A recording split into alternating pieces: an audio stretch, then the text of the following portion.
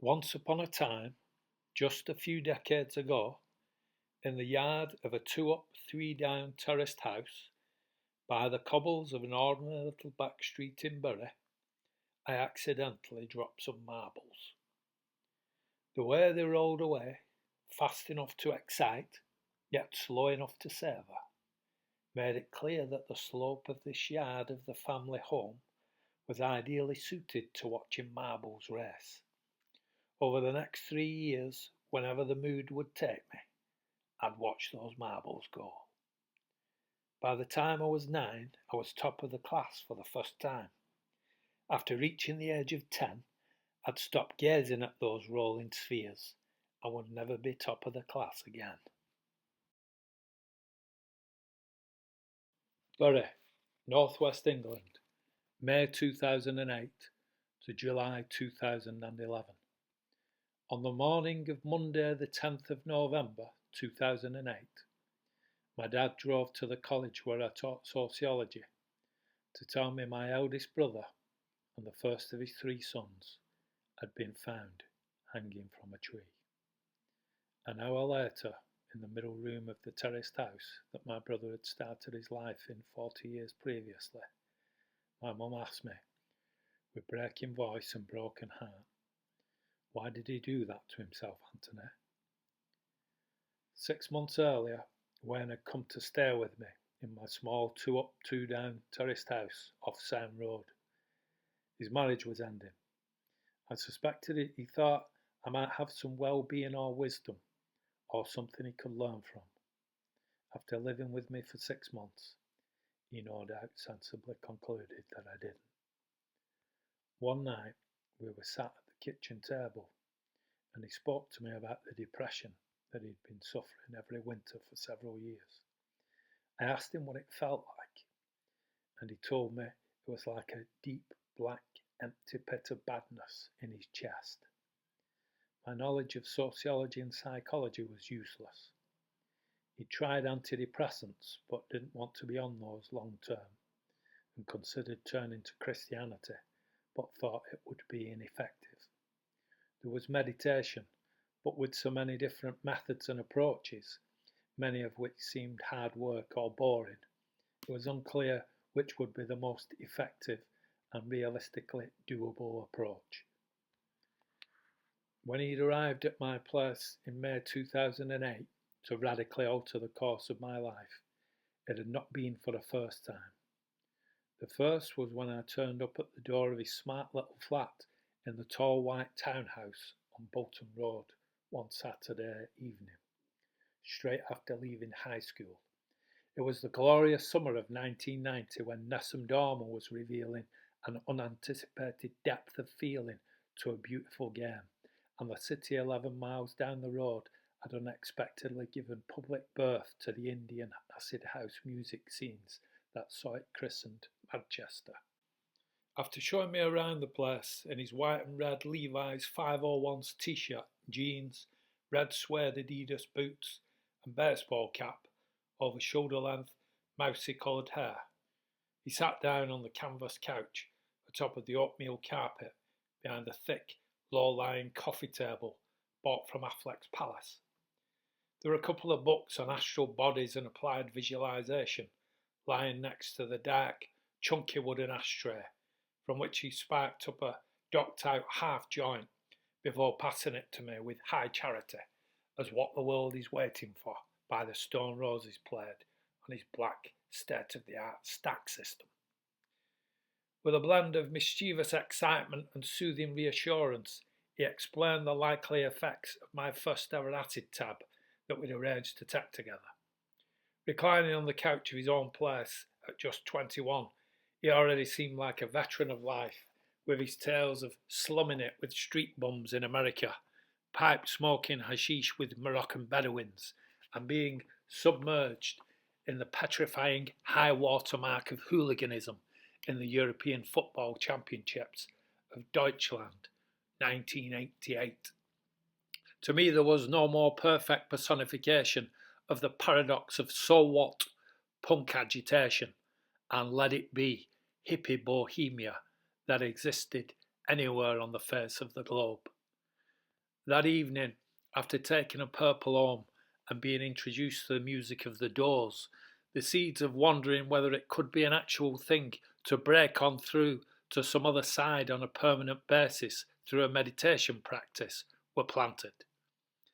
By the time the peak of my first trip was occurring, as we lay flat out in the dark on his lounge floor, listening to Hawkwind's You Shouldn't Do That on full blast, it occurred to me that perhaps there was some ability or skill to be honed in the practice of resting amid the swell of great chaotic waves of sensation and emotional mega intensities. After that night, we became firm friends as well as brothers. He told me about spirituality, and so I was eager to hear more. This kind of thing had not been spoken of at all in the family home, and none of our friends seemed much into it, so we were both pleasantly surprised at the interest of the other. During the next summer, sat in a farmer's field under the tree facing towards the Gothic revivalist Christchurch building, just up from Lowcroft Dip, I decided that if my plans of becoming a tone-deaf songwriter or socially anxious stand-up comedian hadn't come off by the time I was 30, I would have a go at getting enlightened. At the time, I had a vague hope that I might come across a book or film, something that was more an entertainment than a teaching, which as part of that entertainment would mention a teacher of meditation who spoke directly about the atmosphere inside the body and had the most efficient, best way of getting enlightened. I saw no reason why there couldn't be, when in the discipline of science it was commonly accepted that Albert Einstein was the greatest physicist of the 20th century. So if I got to 30 and life wasn't working out as I'd hoped, perhaps I'd remember that book or film and remember the teacher it pointed to and start using the approach if it suited me. Some months before Wayne came to live with me, I'd split up with a girlfriend who seemed as ideal a partner as I was ever likely to get. She wanted kids and I didn't. Being dumped and not charming or clever enough to have another replacement girlfriend already lined up ensured an intense enough experience of upset to help me glimpse the extent of some of my deep-rooted deficiencies. At the age of 33, I was ready to make good on the 17-year-old's promise to try an all-or-nothing approach to sorting myself out by getting enlightened. But in the 15-year gap, I'd still not heard of an Einstein of the mind or best approach for me to take. So instead, I'd settled for reading about psychoanalysis and set about the insanely difficult task of trying to read and make sense of Carl Jung's books. Perhaps because of the influence of Jung, when my brother had talked of his depression in my kitchen, I asked if he could look at the pit, pay a bit of attention to it. He looked wordlessly to the floor and shook his head gravely. 5 years my senior, he'd been a ferocious amateur boxer and a fierce protector of me as I'd grown up. I'd never seen a look on his face like that before. It was one of a deep, deep foreboding. It bullied him. So when on the day he died, my mum asked the question that her loving nature should never have had to ask, my mind went straight to that look at that kitchen table, and I told him what he'd said about the pet. After I'd finished speaking, the room fell quiet, bereft. I was struck by the sick discordance between this room, where everything had been shattered into silence, and the sound of the busy traffic going past the front door, in a world utterly untouched by what had happened. Human misery had bullied my brother until he hung himself from a tree, and now it had broken my mum's heart. I imagined it as a joker, dancing away with the indifferent traffic down the main road, looking for its next figure of fun to play its games on, having already forgotten about the utter insignificance of the suffering of Wayne O'Connell. It had made a mistake.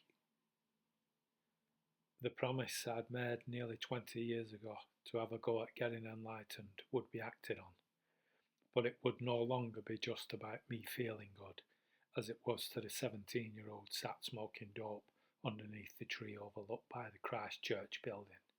Now I would write the kind of book that teenager had wanted to read, and as part of it, I would study and expose the workings of the atmosphere inside the body.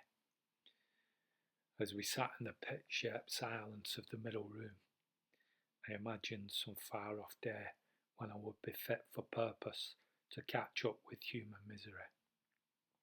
And somewhere among the unfeeling, oblivious traffic, somewhere up Sam Road, I would tap it on its shoulder and it would acknowledge what it had done. Be it years or decades, a time would come and there will be a recognition. It ends. The downcast eyes looked up in alarm. What? What does? What do you mean? So we're going to find you at the bottom of the lake next, are we? My dad moaned, his voice breaking under the weight of its crushed tone.